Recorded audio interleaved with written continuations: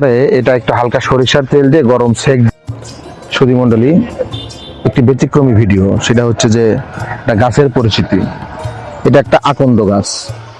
এই গাছটা কিছুদিন আগে আমার ডান হাতে এই জায়গায় আমি একটু ব্যথা পাইছিলাম, মানে এমন ব্যথা যে ব্যথার মানে এটা ভেঙে যাওয়ার উপক্রম হয়েছিল, হাড়ের জয়েন্টে ব্যথা ছিল। তো আমি ওষুধ খাইলাম, ব্যথা কমলো না। তো এই আকন্দর পাতা আমি কয়েকটা নিয়ে গেছিলাম। তো গাজীপুরে অনেক জায়গায় খোঁজাখুঁজি করার পরে একটা জায়গায় এই গাছটা পাইছিলাম।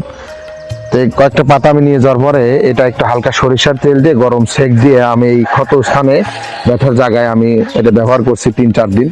তারপরে অলমোস্ট আমার ব্যথাটা কমে গেছে এবং এখন মোটামুটি সুস্থ। তো আকন্দ পাতা অনেক উপকারী একটা গাছ। তো দর্শক, এই ভিডিওটা শেয়ার দিয়ে সবাইকে জানার সুযোগ করে দিবেন যে আকন্দ গাছ এবং গাছের পাতা অনেক উপকারী একটা ঔষধি গুণী গাছ। ব্যথা নিরাময়ী খুব কাজ করে। আবার অনেক এলাকায় এই আকন্দর পাতা যাদের কফ জমে গলায়, বুকে আকন্দর পাতা সেক নিলে কফ ভালো হয়ে যায়। ঠিক আছে?